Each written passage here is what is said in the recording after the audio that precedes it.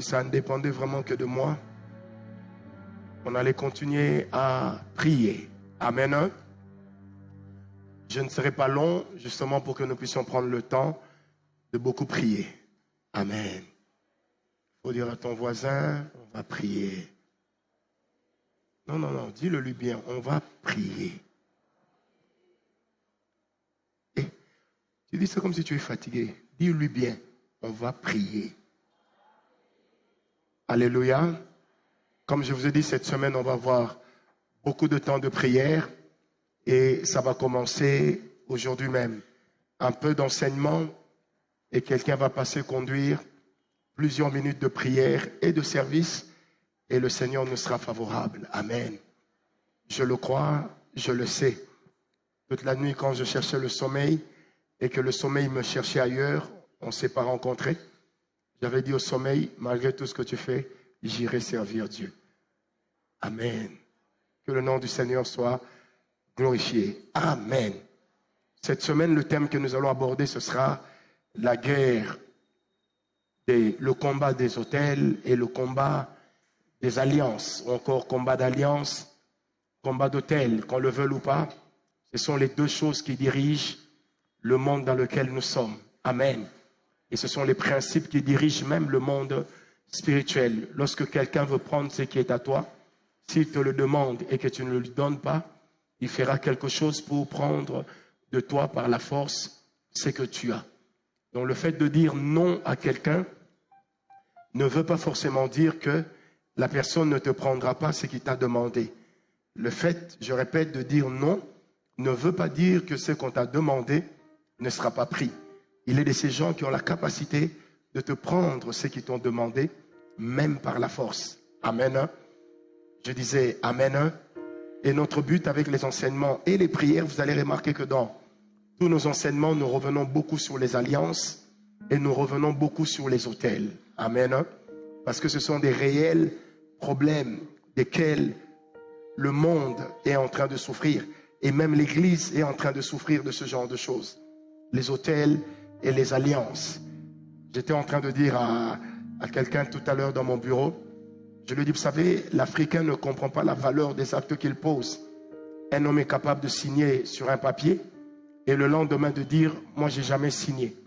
Mais ce qu'il oublie, c'est que même si tu refuses de reconnaître que tu as signé, ta signature engage déjà ton sang. Amen. Ta signature t'engage. Ta signature t'engage. C'est pourquoi à chaque fois qu'on vous demande de signer quelque chose, lisez bien. Amen. Alors, aujourd'hui, nous allons continuer avec ce que nous avions commencé hier, mais en gardant le grand thème. J'aimerais que nous puissions continuer à parler sur l'homme, les alliances qui existent entre l'homme et son environnement et la terre. Et particulièrement ce soir, nous allons voir comment est-ce que les hommes travaillent pour piéger ton environnement, pour piéger ta terre. Comment est-ce qu'il y a des gens qui travaillent dessus. Et si le Seigneur nous permet de prendre le temps, nous aurons aussi expliqué, par exemple, des choses telles que le mbassou. Mbassou en français, c'est quoi? Mais c'est Twitter. Mbassou en français.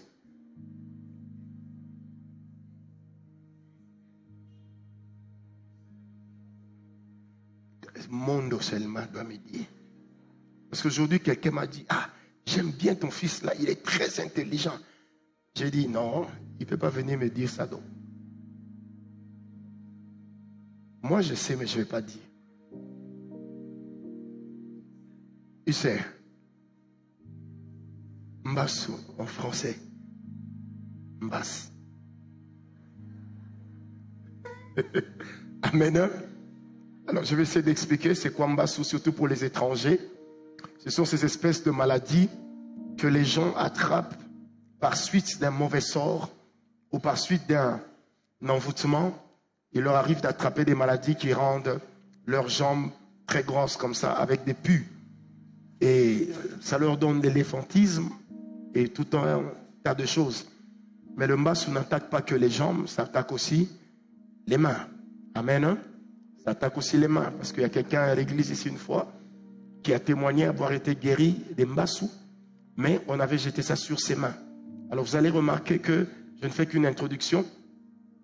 Un bon nombre de maladies qui atteignent l'homme sont en réalité des maladies qu'on jette sur lui en utilisant le sable qu'il a l'habitude de piétiner, en utilisant le sable qui peut garder l'empreinte de son pied, en utilisant le sable qui peut garder l'empreinte de sa main. Et il y a des hommes qui ont la capacité d'utiliser cela pour t'atteindre. Amen. On a entendu des témoignages qui étaient terribles il y a plusieurs années dans ce pays, qui nous empêchaient même de dormir. Je me rappelle, nous étions encore très jeunes dans la foi. Il y a un monsieur qui était passé à la télévision à l'époque. Il a témoigné que lui, pour voler les maternités des femmes, qu'est-ce qu'il faisait? Il traçait une ligne invisible sur le sol. Il faisait des choses, et ces choses-là, je vais les expliquer bibliquement. Il faisait certaines choses, et lorsque les femmes enceintes passaient, après quelques jours, ils se rendaient compte qu'elles avaient perdu leur grossesse. Ou encore, on leur disait que l'enfant est dans une mauvaise posture, il faudrait qu'on opère, mais par suite de l'opération, l'enfant mourra. Vous savez, à l'époque, moi, j'étais dans une église pentecôtiste, entre guillemets, très classique, qui ne croyait pas trop à ces choses. Et je me disais, certainement, ce sont des leurres. Certainement, ce sont des choses inutiles. Jusqu'à ce qu'un jour, j'ai eu à prier pour une dame qui m'a appelé elle m'appelait de la Martinique. Et pendant qu'on était en train de parler, l'Esprit de Dieu a commencé à me donner des noms des personnes. Quand je lui donne tous ces noms, elle me dit, toutes les personnes que vous aviez citées, on a grandi sur la même avenue. Sur la même avenue. Et je lui dis, mais regarde ta vie et la vie de ces gens-là.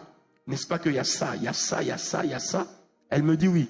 Et puis à un moment, elle me dit, mais ces gens ne sont pas de ma famille pourtant. Et comment est-ce qu'on peut vivre les mêmes choses? Comment est-ce qu'on peut nous atteindre de la même façon? Et c'est là que j'ai commencé à lui expliquer. Et quand je lui expliquais, c'est au même moment où le Seigneur était en train de m'ouvrir les yeux. Et je me suis rappelé de ce témoignage d'il y a plus de 25 ans à l'époque. De cet homme qui parlait, qui expliquait comment est-ce que lui a travaillé pour jeter des histoires sur la terre afin d'attraper certaines personnes. Amen. Et si je prends l'histoire de la ville de Kinshasa, il y a 2 endroits qui ont été, du moins dans la zone ouest de Kinshasa, il y a 2 endroits qu'on a connus à l'époque. Aujourd'hui, c'est un peu diminué, mais qui étaient très réputés comme étant des endroits où les accidents se faisaient facilement et les gens mouraient. Moi-même, j'ai fait un accident mortel à l'un de ces endroits. Alors, le premier endroit, c'était Mbenteke ici. Vous voyez, lorsque vous venez de ma campagne, vous avez le rond-point Sakombi. À l'époque, moi, j'ai étudié à l'école Ribambelle, avant que ça ne devienne Nyota. Et très souvent, les véhicules terminaient leur course sur le mur, là. Et il y a eu beaucoup de morts. Et je me rappelle, vers les années 92-93, on a connu un accident de toute une famille qui est décédée. Parce que pendant qu'ils descendaient, lorsque le chauffeur a voulu braquer, ça n'allait pas, ils ont percuté le mur. Tout le monde est mort. Tout le monde est mort. Et je me rappelle toujours d'une personne que j'ai entendue en ce moment-là dire, ah, mais cet endroit a l'habitude de faire couler du sang. Pourquoi seulement cet endroit? Il a insisté, il dit, mais cet endroit a l'habitude de faire couler du sang. Pourquoi seulement cet endroit? Et bizarrement, cette phrase est restée dans mon esprit. Vous savez, moi j'ai l'habitude, tout ce que je ne comprends pas, je dois me battre pour comprendre. Et si l'homme ne m'explique pas, j'irai demander à Dieu. Explique-moi un peu comment ces choses se passent. Amen. Amen. Le deuxième endroit là où moi j'ai perdu mes dents et j'avais perdu la vie en ce moment-là, c'est Bukamikwa. En français, c'est casser les os. Donc l'endroit où les gens mouraient.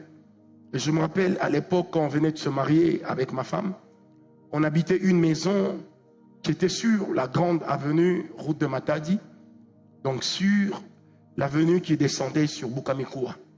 Je me rappelle qu'une nuit, très tard, on retournait à la maison vers 2 heures du matin, je crois, avec ma femme. Et j'ai vu comme ça, comme en vision, quelqu'un qui traversait l'avenue. Et la personne avait mis comme une sorte de capuche sur sa tête. Et la personne marchait doucement. Et puis je dis à ma femme, ah, mais comment cette femme est en train de traverser l'avenue à cette heure-ci. Et ma femme me dit, oh, qui? Je dis, oh tiens, tu vois pas cette femme-là? Elle me dit, en tout cas, moi, je vois personne. Et quand elle m'a dit ça, j'ai tout de suite compris que si moi, je mets des lunettes, je vois, elle ne met pas des lunettes, elle voit pas, c'est qu'en fait, l'histoire n'existe pas. J'ai compris et j'ai accéléré. Et à l'époque, j'avais beaucoup plus de vigueur, je savais faire de la vitesse. Et quand j'ai appuyé sur le champignon, je suis passé au travers de la dame. Je me suis arrêté. Aucun choc, il n'y avait personne. Et c'était exactement au même endroit où plusieurs années auparavant, j'avais connu un accident qui m'avait amené au coma, alors que les médecins voulaient m'amener à la morgue. Alors, quand vous avez ce genre de choses, au début, vous vous dites, c'est anodin. C'est anodin. Et c'est après qu'on a appris que dans certains endroits, il y a eu des politiciens. Sur d'autres endroits, il y a eu des chefs coutumiers qui ont travaillé, qui ont fait des cérémonies pour que cette terre-là devienne meurtrière. Amen. Je suis en train d'introduire par des exemples. J'ai également connu à l'époque à Lipen, on connaissait une avancée très forte d'une érosion qu'on appelait SIPA. Et quand on était tout petit, on partait pique-niquer dans l'érosion avec les amis. Et il y avait un papa avec qui on priait à la borne. Il a vu les maisons des voisins commencer à tomber. Le papa s'est énervé. Il a cherché à savoir où se trouvait le chef coutumier de cette partie-là de l'Ipen qu'on appelait Ngomba Kinkoussa. Quand il est allé voir le monsieur, il a crié sur le monsieur. Il lui a dit, les maisons de mes voisins sont parties. Mais si ma maison part, vous allez voir. Frère, une chose vraie, parce que j'ai un lien de parenté avec cette famille, par un de mes cousins qui s'est marié là-bas. Vous savez, aujourd'hui, quand vous arrivez à l'Ipen de ce côté, l'érosion est venue comme ça, arrivée au mur de clôture de ce papa. L'érosion a contourné pour prendre la maison du voisin. Jusqu'à aujourd'hui, plus de 40 ans après. Aujourd'hui, c'est vrai, comme on a construit anarchiquement, on ne sait plus voir, mais quand on était petit, on voyait ça. Comment ce papa a pu sauver sa maison en mettant simplement la bouche. Donc c'est pour dire, et j'insiste, que certaines choses qui nous atteignent ne sont pas toujours liées à nos familles. Ce n'est pas comme si nos familles étaient les pires choses qui soient. Certaines choses nous atteignent aussi à cause de notre environnement. Parce qu'il y a des gens qui se sont, eux, investis dans l'environnement, qui ont appris à manipuler les principes spirituels dans les environnements pour leur permettre de travailler et de pouvoir assujettir les gens dans les environnements où ils se trouvent. Est-ce qu'on m'a compris? Et c'est là que vous allez comprendre le sens de la phrase. Pourquoi est-ce que l'apôtre Paul est en train de dire, lorsqu'il nous donne les armes de l'esprit dans Ephésiens 6, 12, que je vous invite à prendre, Ephésiens 6, 12, lorsque l'apôtre Paul, est en train de parler des armes de l'esprit, il a introduit en disant que nous n'avons pas à lutter contre la chair et le sang. Mais nous avons à lutter contre quoi? Aïe. Nous avons à lutter contre quoi? Ne murmurez pas, ne lisez pas. Vous devez avoir ça dans la tête. Contre. J'aime bien la sœur. Je la regarde seulement, elle me dit oui. Je n'ai pas contesté. Amen. Contre quoi, s'il vous plaît? Ne lisez pas.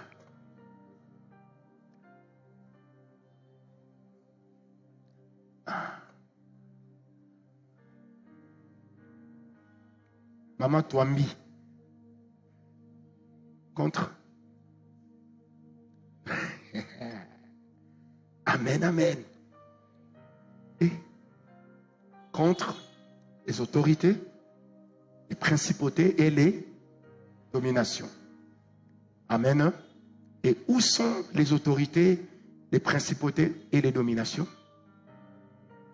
On les trouve où? Pardon? Hein? Dans les excisions. Excision. Instruction. Institutions. Oui, elles-mêmes sont des institutions, mais nous les trouvons où? Ce sont des institutions spirituelles, mais nous les trouvons où? Pardon? Dans les lieux célestes. Notez bien, dans les lieux célestes. Amen. Prenez maintenant Ephésiens 2, verset 2. Tournez les pages de vos Bibles. Qui a la version Darby? Ephésiens 2, verset 2. Qui a la version Darby? En fait, ce que je vais expliquer, je vais introduire ce soir, et je vais continuer pendant la semaine. Ça va même vous expliquer pourquoi est-ce que certains sites sont érosifs, d'autres pas. Pas seulement à cause du relief. Amen. Hein? Moi ici, je ne viens pas expliquer les reliefs. Je viens expliquer ce qui est spirituel. Je suis un enseignant de l'esprit et non un enseignant des reliefs. Amen. Qui a la version Darby? Ephésiens 2, verset 2. Vous pouvez lire, s'il vous plaît, donnez-lui le micro, un micro. Faites asseoir le pasteur. Ephésiens 2, verset 2. Ephésiens 2, verset 2. Qu'est-ce que la Bible dit?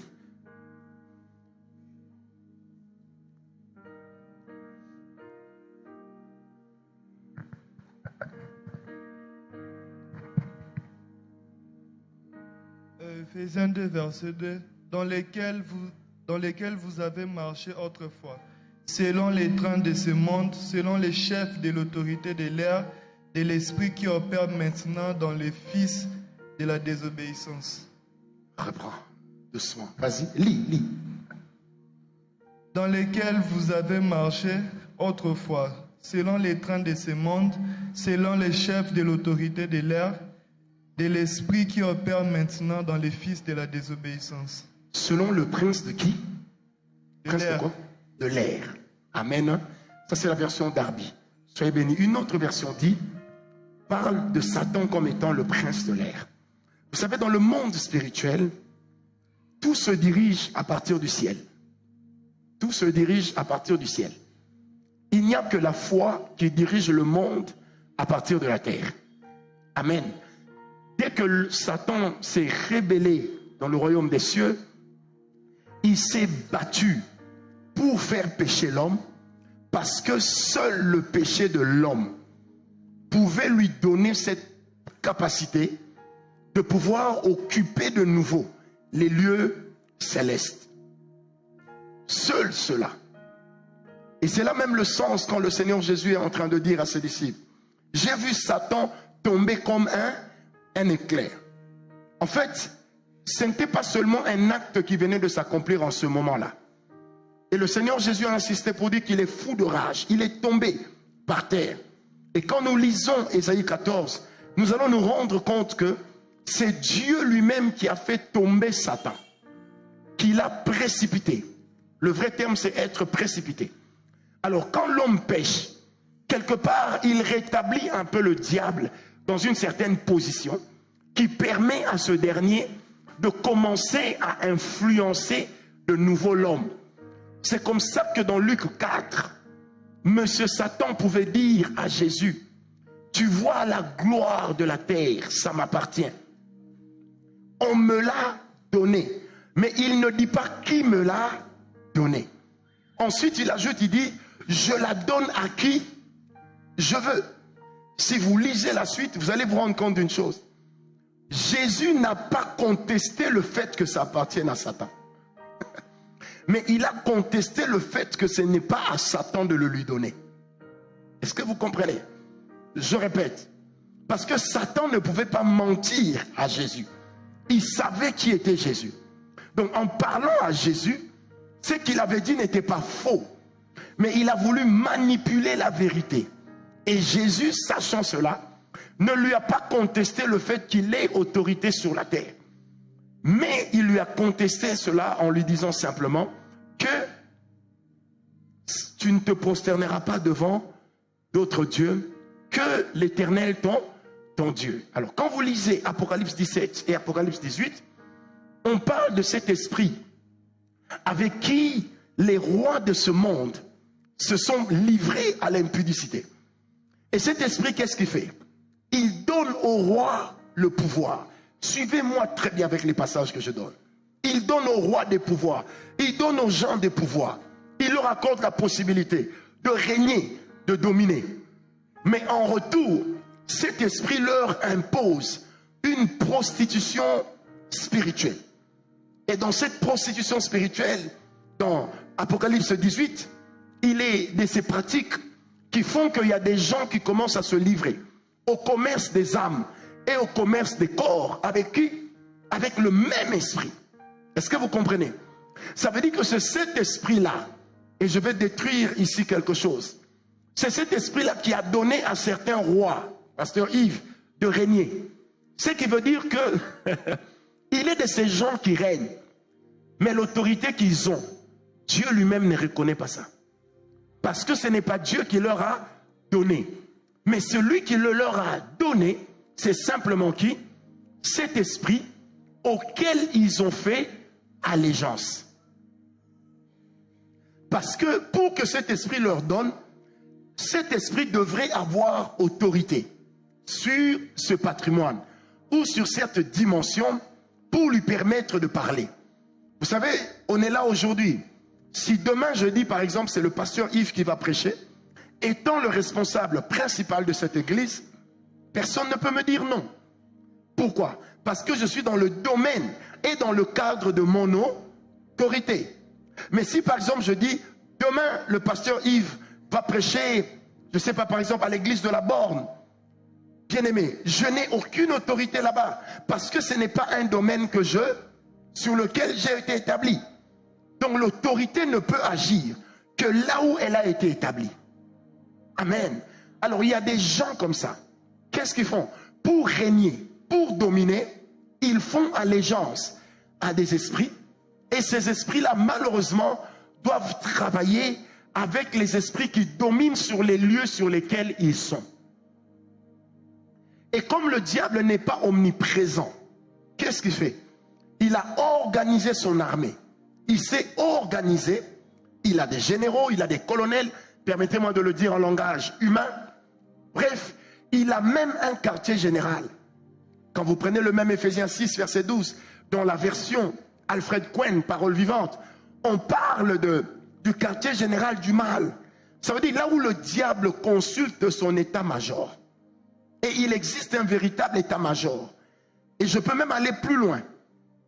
Puisque cette structure existe spirituellement, en descendant même dans nos familles, la même structure existe. Dans certaines familles, allez, même toutes, même les familles européennes, il existe des états-majors. Il existe des pratiques dans les familles telles que, si tu veux te marier, toi tu penseras seulement que c'est le moment de me marier, mais il y a des gens en amont qui ont autorisé. L'homme tout à coup te dit, je ne veux plus de toi, nanani. Et puis toi tu dis, qu'est-ce que j'ai fait? Mais tu ne sais pas que tu as subi une manipulation des gens qui ont dit qu'on ne doit pas t'épouser. Amen. Vous savez, quand des fois dans nos familles quelqu'un dit, on verra. C'est une phrase de défi, n'est-ce pas? Mais c'est une phrase qui vaut son pesant d'or. Parce que celui qui te dit, on verra, c'est que quelque part, il est sûr de son autorité. C'est que cette personne est sûre qu'à coup sûr, je vais atteindre mon but et mon objectif. C'est pourquoi, bien aimé, le monde dans lequel nous sommes est un monde qui est pourri et dans lequel il faut prêter très attention. Des fois seulement au langage des autres. Vous savez, il y a des gens comme ça, ils te disent, hé, Huguette, tu t'es marié? Oui.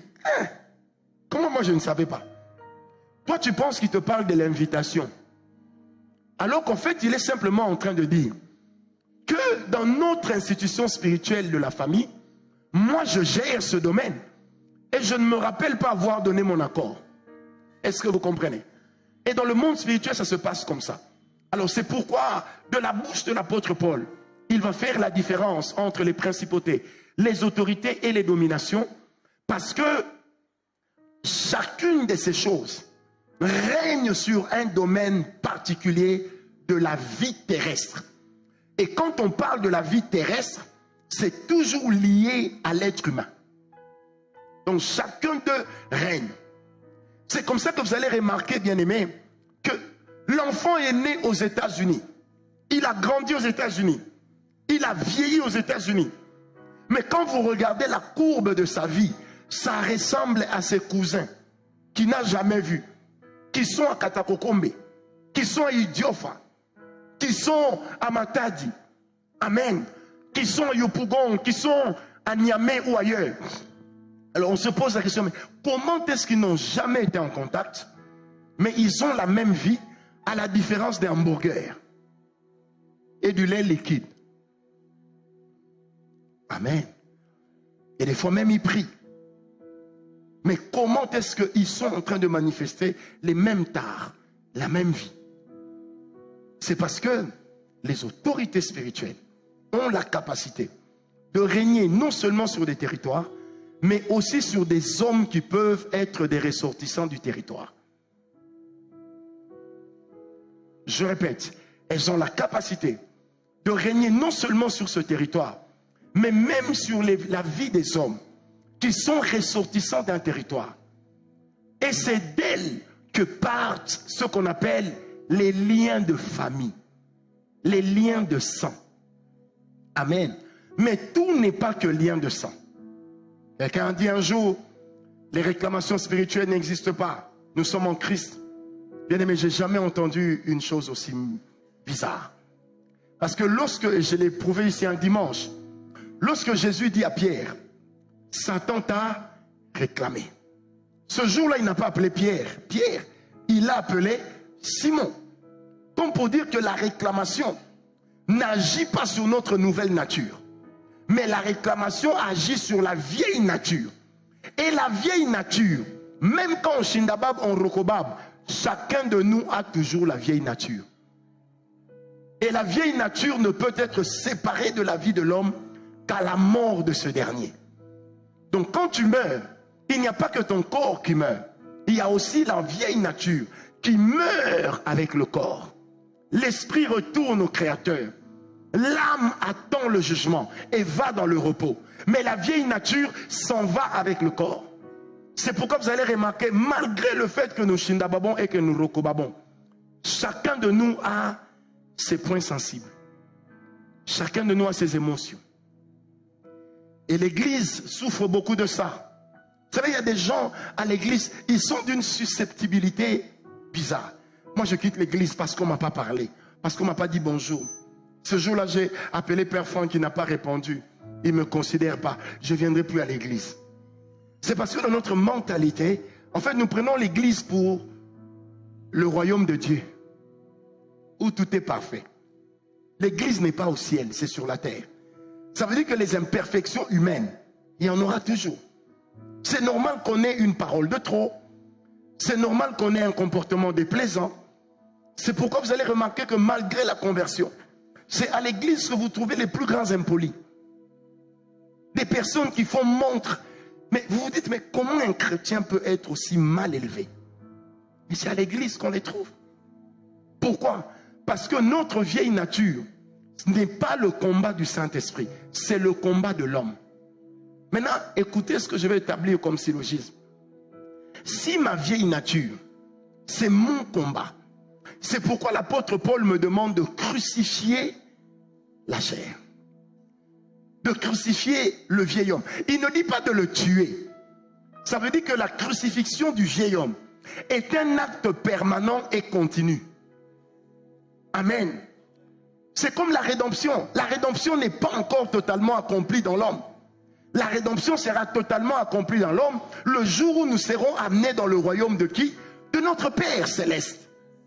Mais pendant que nous sommes sur la terre, nous avons déjà reçu le Saint-Esprit qui représente en nous les arts de Dieu pour nous dire que la suite viendra.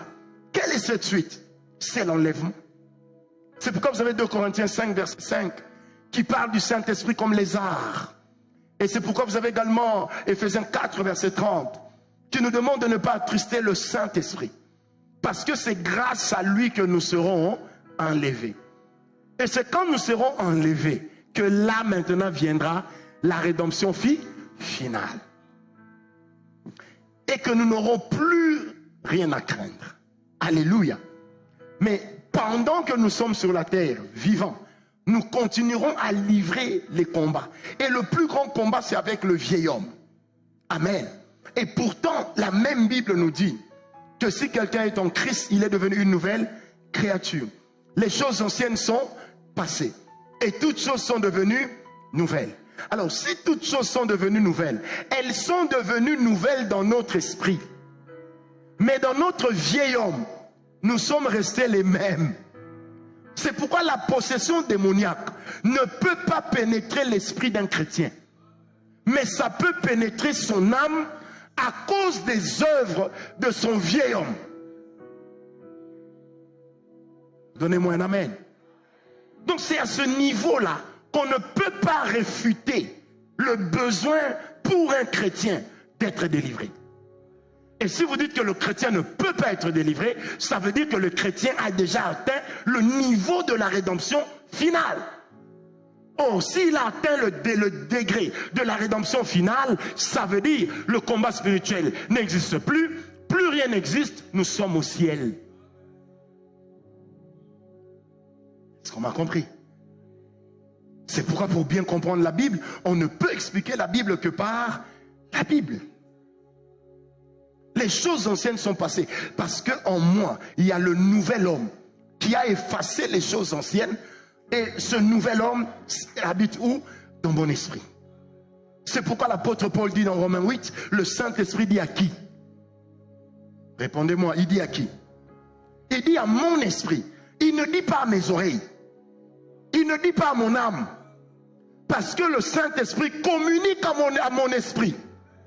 Et quand je me convertis, mon esprit a la fibre qui est rétablie avec le Saint-Esprit, qui permet en ce moment-là au Saint-Esprit de faire passer les informations dans mon esprit.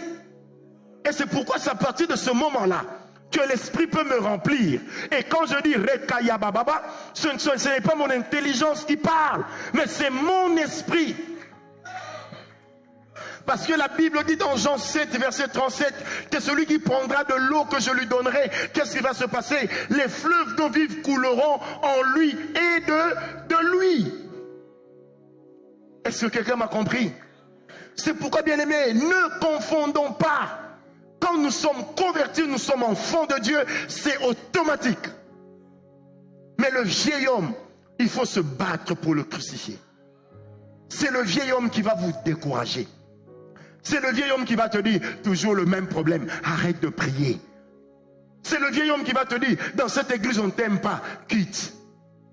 C'est le vieil homme qui va te dire, tu es resté pendant longtemps, toi tu n'as jamais prêché. Il y a des gens qui sont venus après toi, qui ont prêché, pars. Parce que le vieil homme, c'est à lui que le diable s'adresse. Le nouvel homme, c'est à lui que le Saint-Esprit s'adresse.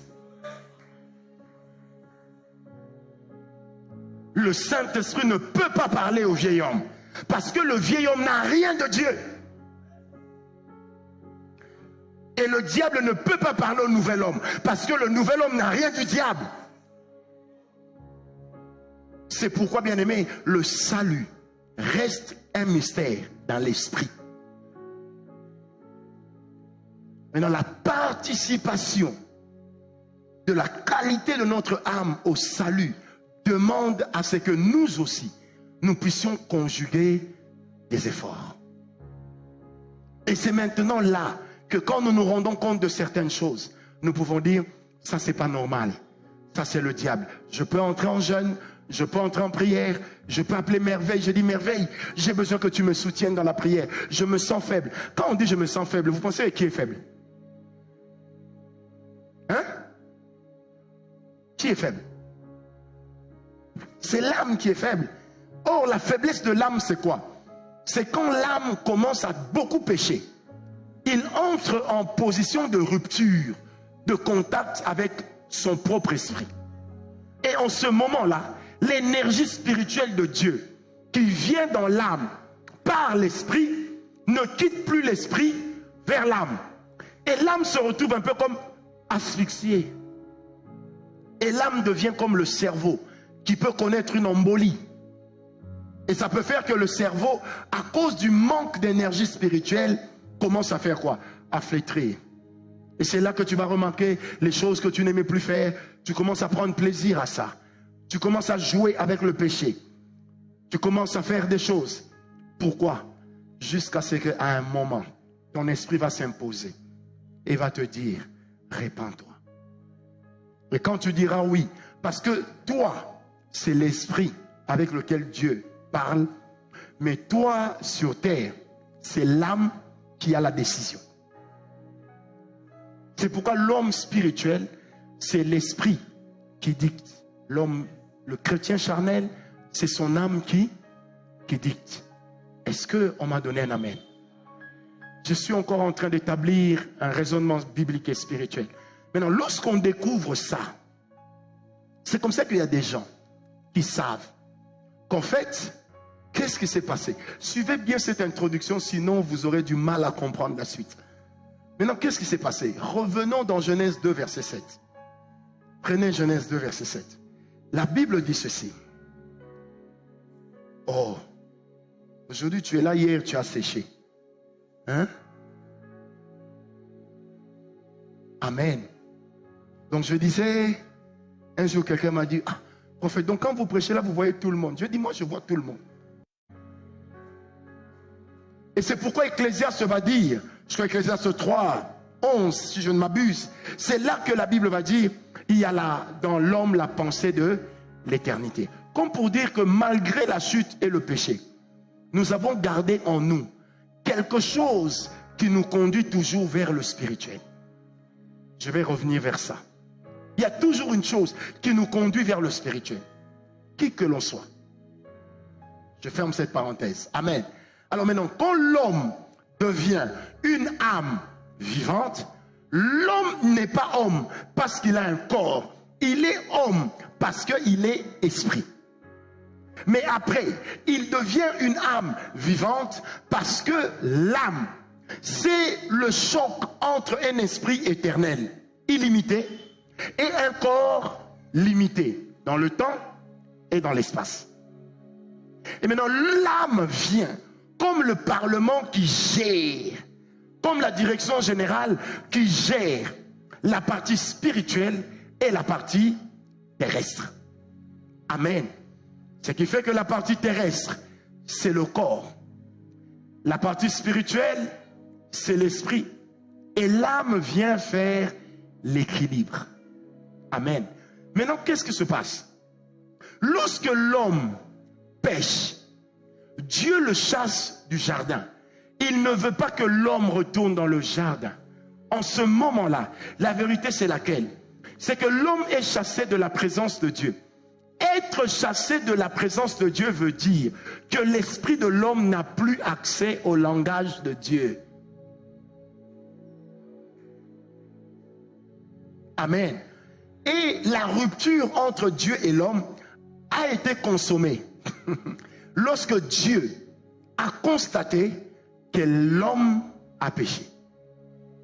Ça veut dire l'homme mange le fruit, ses yeux s'ouvrent. Quand Dieu descend, il constate que l'homme a péché, il le chasse du jardin. Mais avant de le chasser du jardin, Dieu tue un animal, il enlève sa peau, il recouvre l'homme, ensuite il lui dit dehors. Pourquoi devrait-il tuer l'animal? Parce que en n'obéissant plus à Dieu, l'homme a exigé à Dieu, sans le savoir, d'avoir recours au sacrifice pour recouvrir l'homme. Mais sauf que la peau qui recouvre l'homme est une peau qui finira un jour par pourrir. D'où la loi de Moïse, quand elle viendra, elle va s'inspirer du sacrifice de Dieu en tuant l'animal pour recouvrir le péché de l'homme. Et ça a duré. C'est comme ça qu'à un moment Dieu va dire non, je dois prendre une solution définitive. Et c'est là que qu'est-ce qu'il fera? Il va maintenant prendre son fils. Il va lui créer un corps.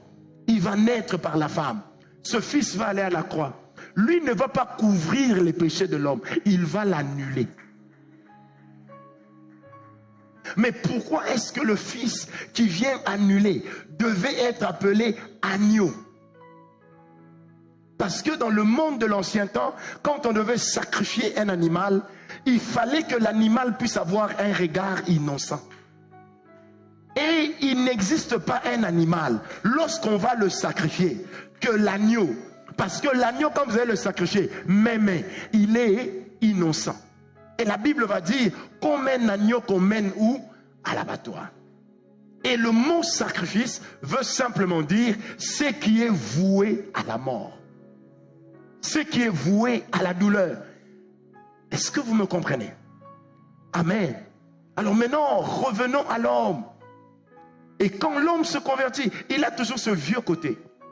Et c'est sur ce vieux côté-là que le diable va concentrer tous ses efforts, qu'il va concentrer toutes ses batailles, qu'il va concentrer.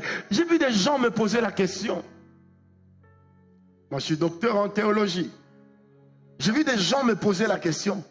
Mais prophète, donc le Saint-Esprit peut cohabiter avec un démon dans l'homme.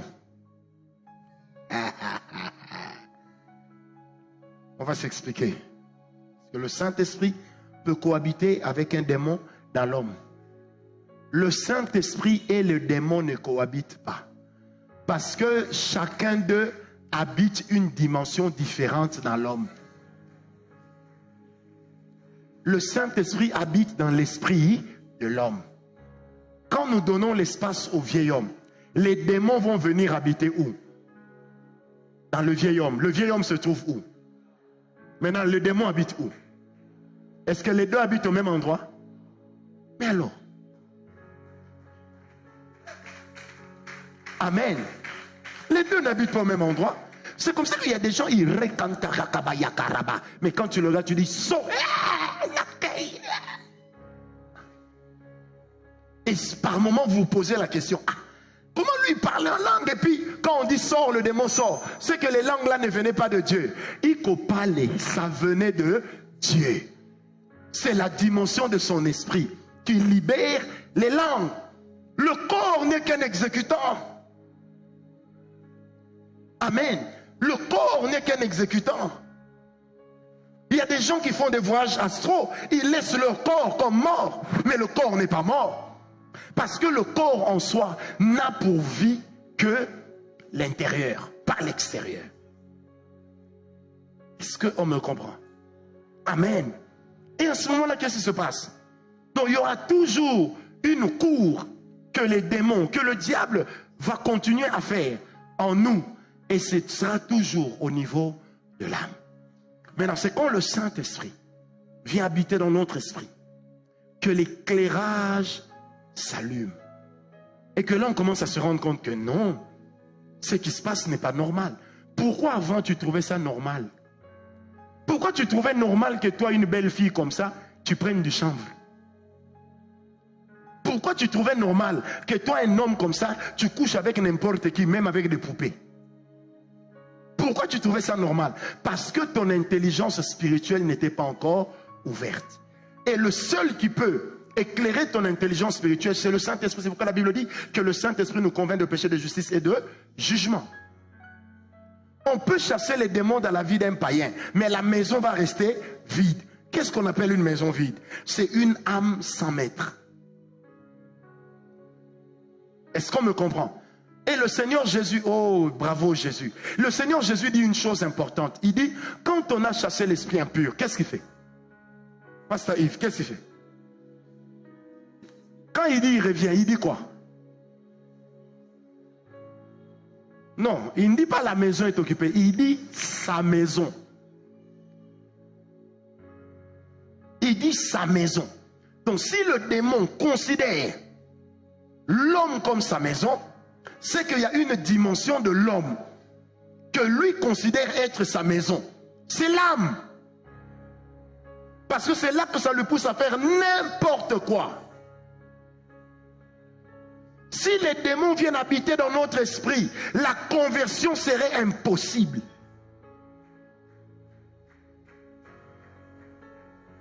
C'est pourquoi vous allez même remarquer, quand Dieu frappe de jugement, l'homme, il ne frappe que le corps et l'âme. il laisse l'esprit. Parce que l'esprit, c'est le seul côté de l'homme qui avait résisté quand il fallait que l'homme pêche. La Bible dit, elle a vu que le fruit était bien. Qui a la capacité de voir? Le corps. Qui a la capacité de juger? L'âme. Amen. Et quand l'homme a décidé d'écouter son âme, l'esprit s'est tué.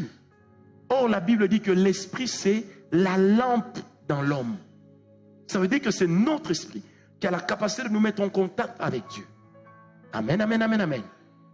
Et dès lors que nous nous convertissons, la bataille se déclenche. C'est pourquoi un vrai chrétien ne peut pas être à l'aise dans les péchés. Parce que dès que le Saint-Esprit habite dans l'esprit, il va commencer à pousser, pour te demander de chercher la délivrance. Maintenant, quand toi, tu commences à dire, Seigneur, il faut parler, je cherche la délivrance, Minatembeya, je te cherche, oh Dieu, aie pitié de moi. Maintenant, en ce moment-là, l'âme commence à dire, donc l'esprit dit, l'âme a besoin du secours du Saint-Esprit. Et là, l'esprit, laisse passer le Saint-Esprit et le travail de délivrance commence. C'est pourquoi vous allez remarquer des fois quand on veut vous faire la délivrance, on vous dit répétez après moi. Dites Satan, je ne veux plus de toi. Satan, sors de moi. Ma vie ne t'appartient pas. Tu quittes ma vie. Esprit de pauvreté, éloigne-toi de moi. Maladie, éloigne-toi de moi. Pourquoi est-ce que nous demandons que vous répétiez? Parce que quand vous répétez et que votre âme est d'accord, votre esprit ne peut que laisser passer la quantité d'onction qu'il faudra pour votre délivrance. D'ailleurs, c'est pourquoi les meilleures personnes à délivrer, ce sont les chrétiens et non les païens. Parce que nous délivrons les païens pour une maison vide, mais nous délivrons les chrétiens pour une maison occupée. Et le combat spirituel existe. L'apôtre Paul lui-même a dit, il dit, j'ai une écharde dans mon corps. Pourquoi il ne dit pas dans mon esprit? Il dit, j'ai une écharde dans mon corps. À un moment, il dit, à plusieurs reprises, j'ai voulu venir parmi vous. Mais, le diable a fait quoi? Il m'en a empêché. L'apôtre Paul est un homme spirituellement intelligent. Mais il ajoute, il dit, mais là où je suis, j'ai pris quand même pour vous. Ça nuance beaucoup. Quand il dit, je prie quand même pour vous, ça veut dire, même si mon corps n'est pas arrivé là où vous êtes, mais mon esprit est en train de demander à ce que votre ciel là-bas puisse s'ouvrir. Donc le diable en m'empêchant de venir, mais il ne m'a pas empêché de prier. Or, quand je prie, j'agis sur le monde spirituel et en touchant le monde spirituel touche le monde physique dans lequel je suis. Amen, amen. Est-ce que quelqu'un m'a compris? C'est pourquoi je prie Dieu ce soir que partout où tu es, que nos prières t'atteignent. Est-ce que quelqu'un est avec moi? Que nos prières t'atteignent et que le diable échoue au nom de Jésus. Acclamons un peu le Seigneur.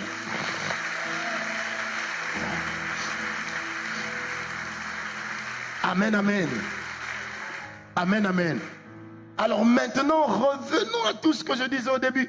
Alors c'est là que, quand je me déplace en un endroit, je me déplace avec mon esprit, mon âme et mon corps. Maintenant, comme le diable sait que le combat spirituel est devenu rude à cause du fait qu'il n'a plus beaucoup le temps, il va utiliser les sorciers, les magiciens. Eux, à leur tour, ils vont garder un contrat avec les principautés, les dominations, les autorités, pour pouvoir commencer à piéger les gens sur les terres sur lesquelles ils se trouvent, pour les empêcher de pouvoir évoluer, pour les envoûter, pour amener des maladies dans l'homme, pour amener des choses bizarres. Et quand tu n'es pas conscient du combat spirituel, certaines attaques vont t'atteindre. Or, Dieu aime, au travers de la connaissance de sa parole, et au travers des réunions comme celle-ci, l'un des objectifs de Dieu, c'est de nous amener l'information qui va nous permettre de lutter contre le diable. Voilà pourquoi vous allez remarquer que le diable manipule des chrétiens possédés pour leur demander de prêcher contre la délivrance. Pourquoi? Parce que nous ne comprenons pas que quand un pasteur s'en prend à la délivrance, Le problème n'est pas de le condamner. Le problème, c'est de prier pour lui. Parce qu'en fait, il est ignorant d'une chose qui est pourtant une évidence. Vous savez, j'étais en train de parler un jour avec un serviteur de Dieu. On s'est rendu compte que quand vous suivez la vie des gens qui combattent la délivrance, ils ont toujours quelque chose à cacher. Même lorsqu'ils prêchent la délivrance, ils ont quelque chose à cacher. Ils ont toujours quelque chose à cacher. Ils ont toujours peur que quelque chose révèle la chose cachée. Parce qu'on peut tous paraître saints là où personne ne nous connaît. Mais les témoins spirituels vous connaissent. Qui m'a donné un amen bien. C'est pourquoi, bien-aimés, quand quelqu'un se lève contre la délivrance, ne le haïssons pas. Prions pour lui. Parce que même moi qui vous parle, moi votre pasteur, il y a 30 ans, je ne croyais pas à la délivrance. Il y a 30 ans, je ne croyais pas à ces choses. J'ai gagné les âmes comme vous n'avez pas idée. À l'époque, on m'appelait frère Timothée, les grands évangélistes. Donc moi, je pouvais manquer de manger, pourvu que j'aille gagner les âmes. Zélé. J'ai amené au Seigneur plusieurs personnes qui sont devenues des grands pasteurs aujourd'hui. Mais, quand la nuit venait, la femme de nuit venait. La peur venait. Même quand il faisait chaud, je devais garder les lampes allumées. Parce que j'avais peur de mes propres habits. En voyant mes habits, je croyais que c'était un homme. J'avais peur. Surtout s'il y a deuil chez les voisins. Là, moi-même, je suis déjà sûr que je ne vais pas dormir. À cause de la peur. Mais quand on est à l'église, on dit prions. Rekayababa, karamanakayababa. Terrible. Et puis moi, quand je priais, les gens savaient. Je ne tarissais pas de paroles. Nous, on faisait des prières. Et moi, je parlais en langue 3 ans après ma conversion. Mais j'étais capable de prier 17 heures. Capable de prier 10 heures. En français. À genoux dans la même position. 10 heures. Tu vois, quand tu te lèves, les jambes font ça. Parce que tu as perdu l'équilibre. J'étais capable de le faire.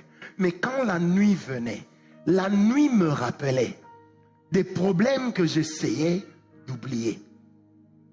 Jusqu'à ce qu'un jour, j'ai dit, je vais aller voir mes responsables à l'église. Je vais leur parler de mon problème. Et je rends ici hommage à un serviteur de Dieu, il est encore vivant. Le pasteur Olivier Bétou. Je crois que la sœur Nathalie la connaît. Ceux qui ont fait l'Unikin, GA, le connaissent parce qu'il était leur deuxième berger après d'autres personnes. Je suis allé le voir à la jeunesse. Je lui ai dit, frère, j'aimerais que tu pries pour moi. Je crois que j'ai... Et puis moi, j'étais clair. Je crois que j'ai des démons. Il m'a dit, Francis, toi, c'est impossible. Je lui ai dit, je vis des choses la nuit que je ne peux pas partager. J'ai honte. Je lui ai dit, je dois me réveiller. Donc, quand les autres dorment, je dois vite aller me laver pour qu'ils ne découvrent pas la géographie qu'il y a sur ma culotte. Mais je lui ai dit, j'ai honte. Et je lui disais ça en pleurant. Et je m'appelle, il m'a pris dans ses bras. On a prié. Ça s'est arrêté. Après un moment, je suis encore revenu. Il n'était pas là, j'ai rencontré un ancien. Je lui ai dit, vieux, priez pour moi. Il m'a dit, tu es converti? J'ai dit oui. Tu couches avec les femmes? J'ai dit non. Tu mens? J'ai dit non. Tu voles? J'ai dit non. Tu escroques? J'ai dit non. Alors ce ne sont pas les démons. C'est une oppression. Ah! J'ai fait confiance. Je suis retourné dormir. Là, à l'époque, je voyais papa Théo passer déjà avec sa mallette devant la porte. Et quand je le voyais, moi-même, je me disais, si tous ces gens savaient ce que je vis la nuit. Et je me rappellerai un samedi matin. J'ai dit non, trop c'est trop. J'ai fermé les fenêtres de ma chambre. J'ai mis la musique. J'ai dit à Dieu, aujourd'hui, si tu ne me délivres pas, et je le dis en lingala, et baby. Et puis je dis à Dieu, tu me connais mal? Et j'ai dit à Dieu, tu connais ma capacité de pécher. Tu connais. J'ai dit à Dieu, tu vois, toi et moi, tu connais ma capacité de pécher. Donc si je sors aujourd'hui d'ici, je vais rentrer après une semaine. On ne me trouvera même pas. J'irai de bar en bar, de boîte en boîte. J'entrerai même là où les gens de mon âge n'ont pas accès. J'ai dit à Dieu, donc débrouille-toi. Frère, j'ai commencé à pleurer devant Dieu. J'ai fait des prières de supplication. Tout ce que je me rappelle, c'est que 4 heures après, j'étais en train de me lever, il y avait de la bave partout. J'avais vomi, bavé. Et depuis lors, quand je dors bien. Amen, amen. Je dors très bien. Et pourtant, je ne prends pas l'exemple d'un autre, je prends mon exemple. Frère, blague au coin de la rue, nous autres, c'était l'exemple de la sanctification pure, à l'état pur. Ça veut dire que, donc, moi-même la bise aux sœurs, je ne faisais pas. Je pensais que c'est un péché. Il y avait des mots que je sors aux grands jeunes ici. Je ne pouvais pas sortir ça. Donc dès que tu dis ça, je fais ça. Shakaya Baba, c'est le diable. Mais malgré ça, je vivais des choses telles. Je faisais 2 cultes.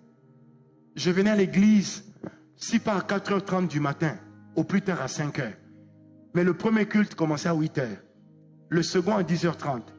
J'ai quitté l'église à 15h. Comme si je venais de travailler. Mais ce que je vivais, on ne savait pas. Ce que je vivais, c'était juste incroyable. C'est là qu'un gars comme moi, dis-moi tout ce que tu veux. Une oppression, viens un peu merveille, viens d'abord. À moins que ce soit mal, moi qui comprenne le français.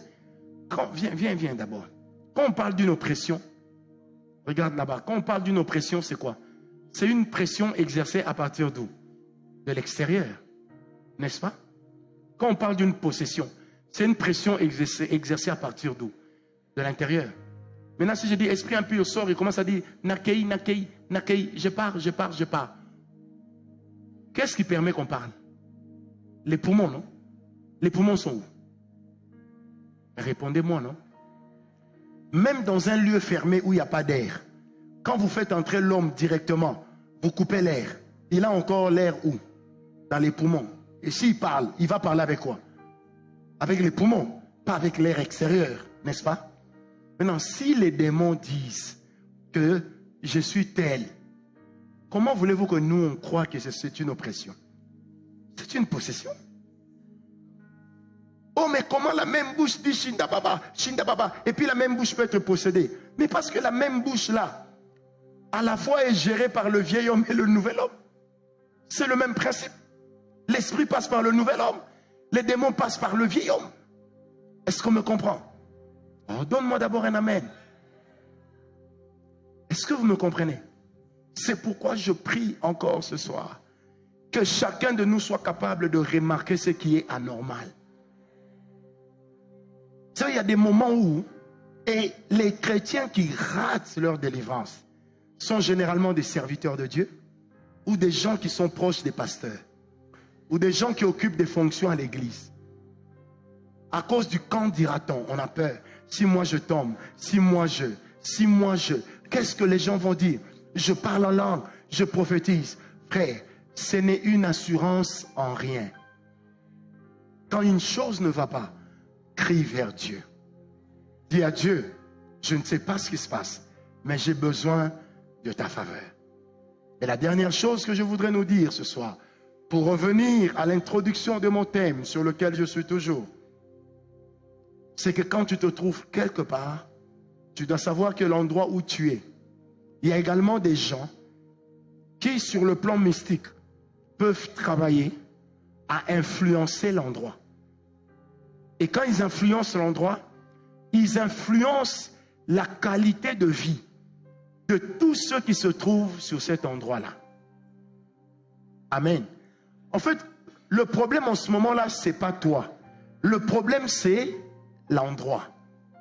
Ça veut dire qu'il est de ces endroits où, dès que tu t'y retrouves, tu entres dans un espace qui peut être gouverné par un esprit que tu es obligé de combattre. Vous savez, il y a des gens, on lui promet le mariage. Le jour où elle va seulement passer la nuit chez une tante, en revenant quelques jours après, incompréhension. Incompréhension, et puis la promesse de mariage disparaît. Oh, je suis maudite. Elle n'est pas maudite. Elle s'est seulement retrouvée dans un endroit où il y a quelque chose qui consomme les promesses de mariage. Tu es sur une affaire, Peter. Tu vas dormir seulement à un endroit X où tu vas parler avec quelqu'un X. Après, tu vois, l'affaire te passe sous le nez. Le problème, ce n'est pas que l'affaire venait du diable. Le problème, c'est lequel? Tu es allé où? Tu as aussi parlé à qui? C'est pourquoi, bien-aimé, ça c'est moi qui pense. Je ne dis pas que c'est dans la Bible. C'est moi qui pense. La discrétion est très importante dans le combat spirituel. Des fois, il est bon que les gens ne sachent pas ce que vous faites. Des fois, il est bon que les gens ne sachent pas. Tout ne peut pas se publier sur Facebook. Tu ne peux pas exposer ta vie sur les réseaux sociaux. Tu ne peux pas exposer tes enfants sur les réseaux sociaux. Vous savez, il y a des gens qu'on a déjà oubliés. Quand tu les remets sur les réseaux sociaux, toi-même, tu amènes l'information à des gens qui n'avaient plus accès à eux. Moi, je connais l'histoire d'un pasteur. Ça s'est passé il y a quelques années dans ce pays. Le pasteur a toujours vécu avec sa femme à l'étranger. Tout se passait bien. Ils sont venus à Kinshasa assister à un mariage. Ils ont assisté au mariage. Le lendemain, nous avons été manger avec eux et le couple marié. Une chose authentique.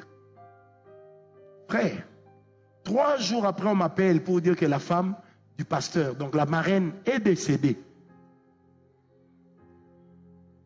Tu te rappelles? Donc, c'était terrible. Qui a fait ça? Quand on m'a consulté, je leur ai dit, écoutez, moi, je parlerai après. Faisons d'abord le deuil, n'attrapons pas sorcier. Mais après, j'ai parlé à l'un de leurs proches. J'ai dit non. Voilà pourquoi même quand il faut voyager, il faut demander à Dieu. Il y a même des endroits quand tu arrives. Des fois, il faut même te cacher des gens que tu connais. Des fois, tu dois savoir que ta liberté ou ta bénédiction ne peut pas être acceptée. Nous avions été à la morgue. On a pris le corps, on a mis dans l'avion. C'est retourné en Europe pour aller enterrer devant ses enfants. Mais la dame est morte. Parce qu'il est de ces gens, de ces familles dans lesquelles il y a des lois spirituelles. Pour lesquelles on a déjà dit que ce qui la personne fout ses pieds au pays, nous allons tout réactiver. Parce que dans les alliances des familles, toutes les alliances n'ont pas la même force. Il y a des sorciers qui peuvent ne pas te manger seulement si tu vas à Brazza ici. Il ne peut plus. Parce qu'il est limité.